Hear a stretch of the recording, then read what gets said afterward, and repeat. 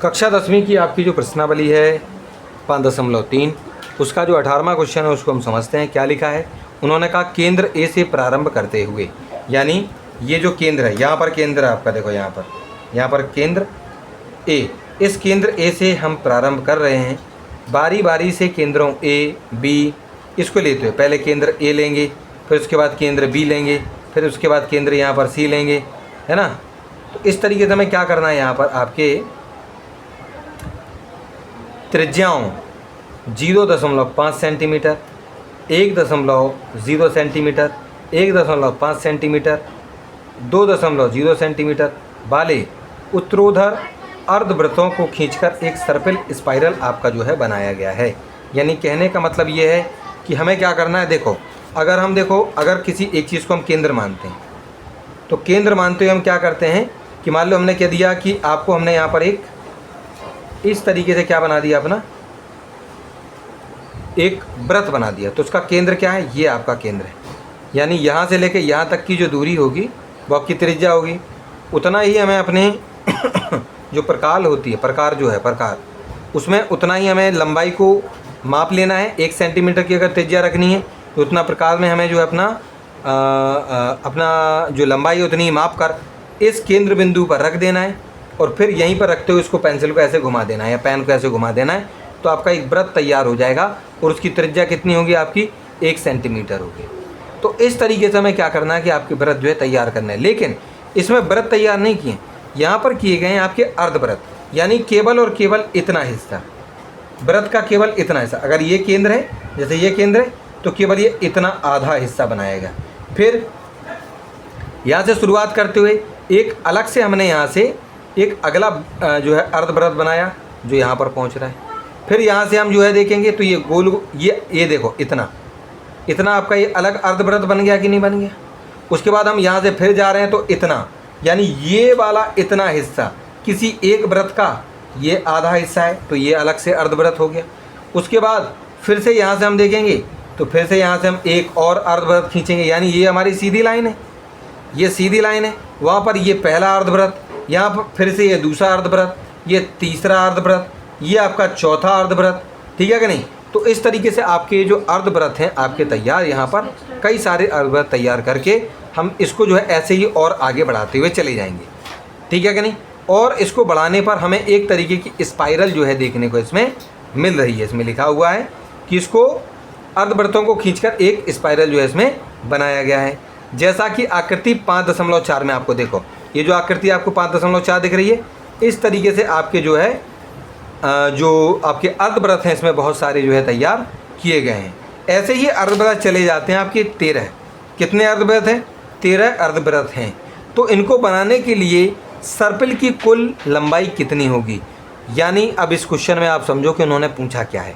यानी उन्होंने इसमें हमसे ये पूछा है कि ये वाली देखो, ये भी तो आपका वही जो है आपका जो सर्पिल है वही है, सर्पिल का ये हिस्सा है इतना, ये वाला भी उसी सर्पिल का हिस्सा है। यानी ये वाला जो लंबाई है उसको माना हमने L1, ये वाली जो लंबाई है इसको माना हमने L2, ये वाली जो लंबाई है इसको माना हमने L3, ये वाली जो लंबाई यहाँ तक जा रही है ये हमारी L4। ऐसे ही आप चले जाओगे, अगली वाली L5, फिर अगली वाली L6, ऐसे करते जाओगे तो कुल मिलाकर जो 13 अर्धवृत्त होंगे उसमें 13 लंबाइयाँ आपको देखने को मिलेंगी। और उस सर्पिल की, ये जो सर्पिल आपने ये जो बनाया है, इस सर्पिल की पूरी लंबाई उन 13 की 13 लंबाइयों को आपस में जोड़ने पर आपको प्राप्त हो जाएगी, ठीक है कि नहीं। 13 की 13 जो आपकी जो लंबाइयाँ हैं उन सभी की सभी लंबाइयों को आपस में जोड़ने पर आपको जो आपकी कुल सर्पिल की जो लंबाई है वो आपको प्राप्त हो जाएगी। लेकिन कहना सर इसको फिर निकालें कैसे, तो देखिए इसमें छात्रों आपको क्या बताया गया है। इसमें आपको ये बताया गया है कि जो पहला वाला जो वृत्त है, ये वाला जो आपका जो अर्धवृत्त है उसकी जो त्रिज्या है, यानी जो रेडियस है यहाँ वाली, ये जो देखो इसको कहते हैं हम त्रिज्या। भले ही ये अर्धवृत्त क्यों ना हो, अगर ये अर्धवृत्त है तो यहाँ से लेकर यहाँ तक की जो आपकी दूरी होगी वो आपकी त्रिज्या ही कह जाने वाली है। तो ये कितनी है पहले वाले की है 0.5, यानी ये जो पहला वाला है ना, ये पहला वाला, इसकी ये जो त्रिज्या है वो है 0.5। और अगर हमें इसकी लंबाई चाहिए ये ऊपर वाली, तो मान लीजिए कि अगर छात्र ये पूरा एक तरीके का आपका क्या होता ये इस तरीके से एक पूरा का पूरा ये पहले हम ये अर्धवृत्त बना देते हैं और इसको पूरा हम एक वृत्त का आकार दिए देते हैं। ये इसका केंद्र बिंदु है। अगर हमें छात्रों इस पूरे की पूरी दूरी को चाहिए, इस पूरी की पूरी दूरी को चाहिए, तो इसको हम कहते हैं छात्रों परिधि। और परिधि को निकालने के लिए हम फॉर्मूला लगाते हैं 2 पाई r। लेकिन हमें पूरी परिधि नहीं चाहिए छात्रों, हमें चाहिए आधी परिधि, यानी इस वाले वृत्त की आधी परिधि ही चाहिए, यानी अर्ध परिधि। तो अर्ध परिधि का मतलब क्या है? पूरी परिधि का आधा। तो पूरी परिधि मतलब ऐसे निकलती है और आधा करने के लिए उसमें हम 2 से भाग कर देते हैं। तो 2 से 2 कट जब कर देंगे तो पाई r की मदद से आप अर्ध परिधि को जो है छात्रों निकाल सकते हैं। तो हम क्या करेंगे?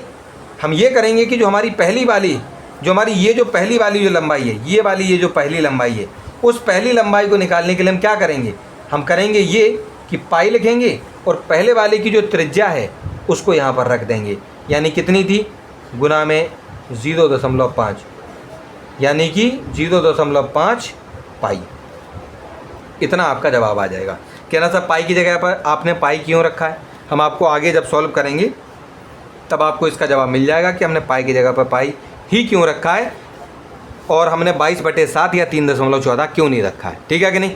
चलो, तो इसी तरीके से जैसे कि हमने इस पहले वाले अर्धवृत्त की लंबाई को निकाला है, दूसरे वाले की अर्धवृत्त की लंबाई को भी इसी प्रकार से हमें इस वाले फॉर्मूले की मदद से निकालना है। बस फ़र्क इतना होगा छात्रों कि आपने पहले वाले को निकालने के लिए पहले वाले की त्रिज्या रखी थी 0.5 और दूसरे वाले के लिए देखो यहाँ पर बताया गया है कि पहले वाले की तो ये थी और दूसरे वाले की थी 1 सेंटीमीटर।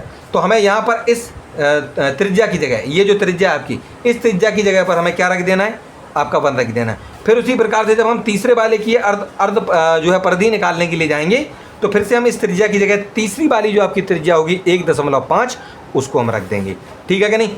और चौथे वाले के लिए हम क्या करेंगे? चौथे वाले की अगर हमें अर्ध परिधि चाहिए होगी तो उसके लिए भी हमें क्या करना है? 2.0, यानी इसकी जगह पर ये जो आपकी त्रिज्या है उसके स्थान पर हम जो है इसको रख देंगे। ठीक है,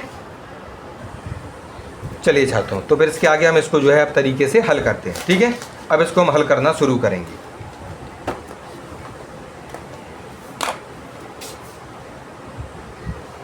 ये क्वेश्चन है आपका 18वां। तो इसमें क्या कहा गया है?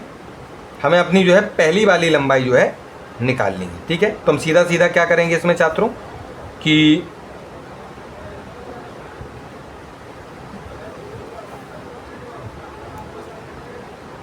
L1 मैंने आपको समझा तो दिया ही है कि कैसे।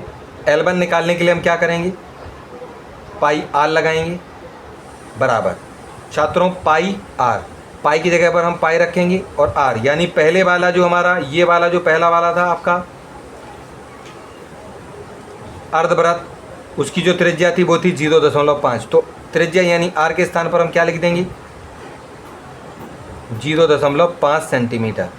ठीक है कि नहीं? तो आपका जवाब कितना आ जाएगा छात्रों? हमारा आ जाएगा जवाब 0.5 और पाई की जगह पाई, इतना सेंटीमीटर तुम्हारा जवाब आ जाएगा। 0.5 का गुणा इसके आगे एक लिखा होता है, उसके साथ कर देंगे तो आपका यही आ जाएगा। इसको आगे मान लेंगे हम। ठीक है कि नहीं? L2 यानी कि ये वाली, देखो ये वाली दूसरे वाले वृत्त की अर्ध परिधि, सॉरी दूसरे वाले अर्ध परिमाप भी बोल सकते हैं क्योंकि चारों तरफ वाली दूरी को परिमाप ही बोलते हैं। चलो, तो दूसरा वाला ये जो आपका वृत्त है जिसको हमने L2 माना था उसके अर्ध परिमाप को यानी अर्ध परिधि को, ठीक है कि नहीं? तो उसको निकालने के लिए हम क्या करेंगे? यही वाला फॉर्मूला पाई r लगाएंगे। पाई तो पाई रहेगा लेकिन r, क्योंकि दूसरा वाला आपका वृत्त है तो हमने आपको बता ही रखा था कि ये पहले वाले वृत्त की आपकी लंबाई थी, ये दूसरे वाले वृत्त की आपकी लंबाई है।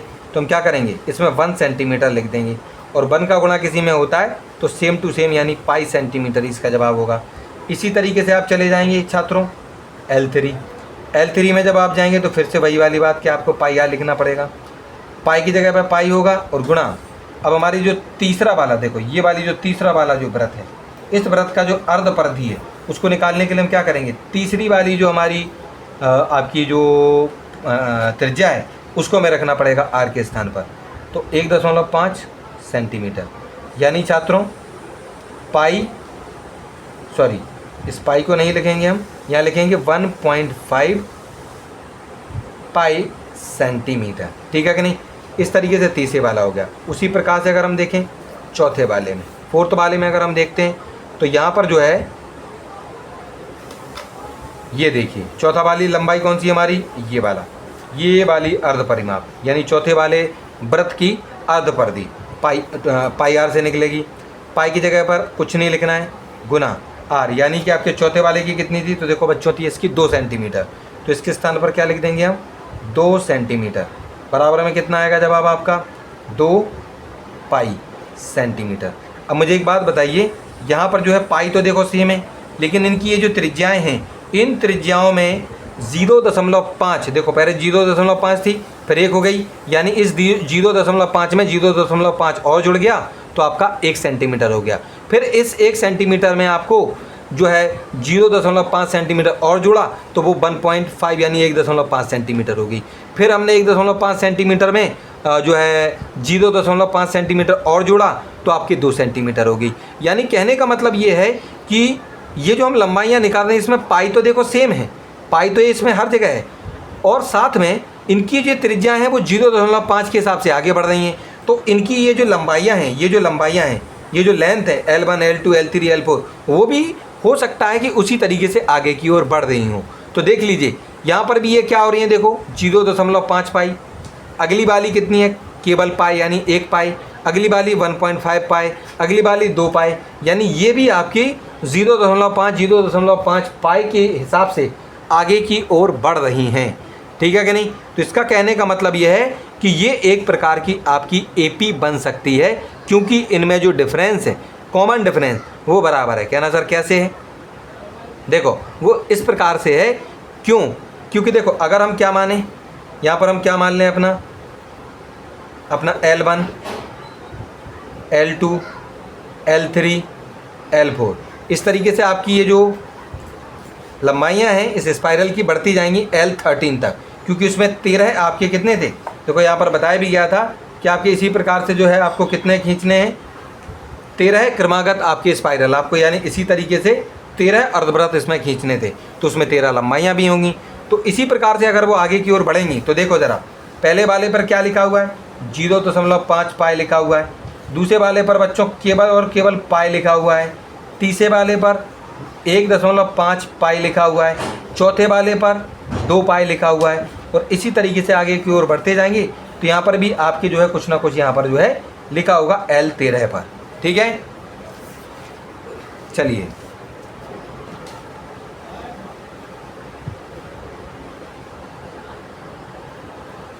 तो इसमें बात ये हो रही थी छात्रों की ये एपी किस प्रकार से है। तो देखो हम क्या करेंगे, अगर हम अपने इस दूसरे वाले में से यानी L2 में से अगर हम L1 को कम करें, यानी 1 पाई में से हम आधी पाई यानी 0.5 का मतलब होता है आधी पाई को अगर आप कम कर देंगे तो आधी पाई ही आपको देखने के लिए मिलेगी। वहीं पर आप L3 में से यानी L3 में से अगर आप L2 को कम करते हैं छात्रों, तो L3 कितनी थी आपकी 1.5 यानी 1.5 पाई, उसमें से आप 1 पाई को कम कर रहे हैं। ठीक है कि नहीं, तो यहाँ पर आपकी फिर से 0.5 पाई ही बची रहेगी। ठीक है, इसी तरीके से अगर हम देखें तो हमें जो डी है वो डिफरेंस है वो सेम जो है इसमें दिखाई दे रहा है। तो कहने का मतलब ये है कि यहाँ पर जो हमारा डी है छात्रों, वो डी कितना हो जाएगा 0.5 पाई हमें देखने को ये मिलेगा। ठीक है कि नहीं। और आपका यहाँ पर ये जो ए है, ये हम क्या मान लेंगे अपना पहला वाला पद यानी 0.5 पाई यहाँ पर हम जो है इसको मान लेंगे। ठीक है कि नहीं। अब उसके बाद हम क्या करेंगे, क्योंकि हमें पूरी की पूरी इस स्पाइरल की लंबाई चाहिए थी, यानी हमें इन सभी को L1 L2 L3 L4 L5 L6 करते हुए हमें L13 तक सभी को जोड़कर बताना है कितना होगा, यानी इन सभी का सम, और इन सभी के यानी इस AP के आपको सम को जो है प्राप्त करना है, यानी योग को प्राप्त आपको करना है। तो योग हम सभी जानते हैं, सम को निकालने का फॉर्मूला, योग को निकालने का फॉर्मूला होता है SN बराबर N/2 2A प्लस N-1 और D। चलो N यानी S 13 हमारे पद हैं इसमें, क्योंकि 13 लंबाइयाँ हैं तो 13 लिखेंगे। आपका जो N है उसके स्थान पर 13 लिखेंगे, बटे में 2 होगा छात्रों, 2 गुणा A। A कितना था आपका, A था आपका 0.5 पाई। ठीक है कि नहीं। ठीक, प्लस एन कितना है, एन है आपका, नहीं ए आपका 0.5 पाए, ये कितना है ए वाला, हाँ ए वाला आपका 0.5 पाए ही है इसमें, ठीक है चलो सही है। अब इसमें क्या करेंगे, एन कितना है आपका, एन है आपके 13 -1 करेंगे, और डी भी हमने इसमें क्या कितना निकाला था, 0.5 पाई ही इसमें हमने निकाला है, ठीक है कि नहीं। चलिए इसको हम आगे हल करते हैं, 13.2 क्योंकि ये तो कटेंगे नहीं, ठीक। अच्छा 0.5 और 2 का गुणा करेंगे, तो देखो 0.2 और 5 का गुणा हम करके आपको यहाँ पर बताते हैं। 0.5 और 2 का गुणा, तो 2 का गुणा 5 में करोगे 10, 1 आएगा, और 2 का गुणा 0 में करोगे 0 आएगा, और 1 जोड़ दोगे तो 1 आएगा। पॉइंट के बाद 1 अंक है, तो पीछे से हम इसमें क्या करेंगे, 10 में यहाँ पर पॉइंट के बाद यहाँ पीछे से 1 अंक गिनकर यहाँ लगा देंगे। अब पॉइंट के बाद अगर कुछ ना हो, 0 हो, तो केवल हम बोल सकते हैं वहाँ पर 1, ठीक है कि नहीं। तो यहाँ पर हम क्या लिख देंगे, आपका सिंगल पाई लिख देंगे। एक पाई लिखने का मतलब केवल आप सिंगल पाई भी यहाँ पर लिख सकते हैं। प्लस है 13 में से 1 जाएगा आपका, 12 बचेंगे, ठीक है। तो हम क्या करेंगे, 12 और गुना इस 0.5 पाई के साथ इसका होना है गुना, ठीक है। तो इसको हम गुना को भी करेंगे, यहाँ पर दोबारा गुना कर दें। चलो यहाँ गुना किए देते हैं, आपका ये वाला कितना लिखा हुआ है 0.5, और इसमें गुना हमें 12 के साथ करना है, ठीक है। तो इसमें हम क्या करेंगे, 2 का पहाड़ा पड़ेंगे 10 आएंगे, और ये आ जाएंगे आपके 5 और 0, तो ये 0 6 0 यही आएगा। और इसमें पॉइंट के बाद एक अंक है, यानी पीछे से 1 अंक हटाकर, यानी 060 जो लिखा हुआ है पीछे से 1 अंक गिनकर हम यहाँ पर लगा देंगे। तो देखो पॉइंट के बाद 0 है तो इसको कुछ नहीं मानेंगे, और यहाँ पर बचेगा 06, उस 06 का मतलब होता है 6, तो हम यहाँ क्या लिख देंगे, इसके स्थान पर क्या लिख देंगे, यानी 13/2 पाई की जगह पाई, और इन दोनों की जगह पर लिख देंगे हम 6 पाई लिख देंगे, ठीक है कि नहीं। यही निकाला था ना हमने बच्चों, क्योंकि यहाँ पर पाई लिखा हुआ आपका। चलो जी, उसके बाद 13/2, और इन दोनों को हम क्या करेंगे छात्रों, आपका जो है जोड़ देंगे। तो इनको जोड़ने पर छात्रों कितना आ जाएगा आपका 7 पाई, ठीक है। अब देखो छात्रों, अब हम क्या करेंगे कि अब यहाँ पर हम पाई बराबर, यहाँ देखो ब्रैकेट में लिखे देते पाई बराबर हम 22/7 अब जो है हम रख देंगे, ठीक है कि नहीं, क्योंकि शुरुआत से रखते हैं तो हमारा क्वेश्चन बहुत ज़्यादा जो है डिफिकल्ट हो जाता, ठीक है कि नहीं। डिफिकल्ट का नहीं, सॉल्यूशन थोड़ा सा ज़्यादा बढ़ जाते हैं उसमें। अब हम क्या करेंगे, ये 13/2 है, और जो 7 है, और उसके साथ गुणा में है आपका पाई, यानी 22/7। देखो सीधी सीधी चीज़ें हमारी यहाँ पर कट गई हैं, 7 से 7 कट गया, 2 से हमारा 22 कट गया 11 बार में। अब हमारे लिए सीधा सीधा 11 और 13 का आपस में गुणा बचा रह गया केवल, बस, है ना। तो इस तरीके से हमने केवल क्वेश्चन को थोड़ा सा सरल करने के लिए पाई की वैल्यू को शुरुआत में नहीं रखा था। अब हम क्या करेंगे कि आपका जो 13 है छात्रों, और जो 11 है उसका हम आपस में गुणा कर देंगे, ठीक है कि नहीं।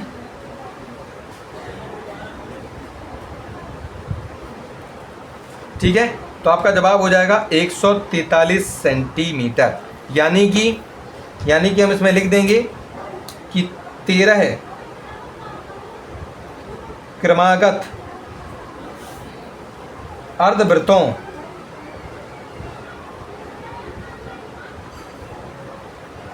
से बने सर्पिल की कुल लंबाई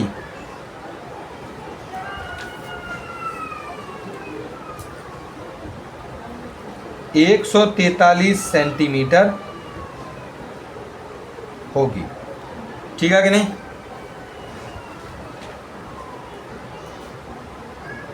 total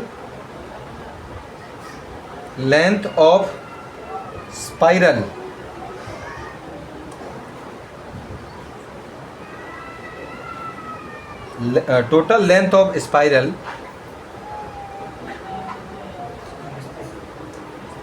made up of 13 consecutive semicircles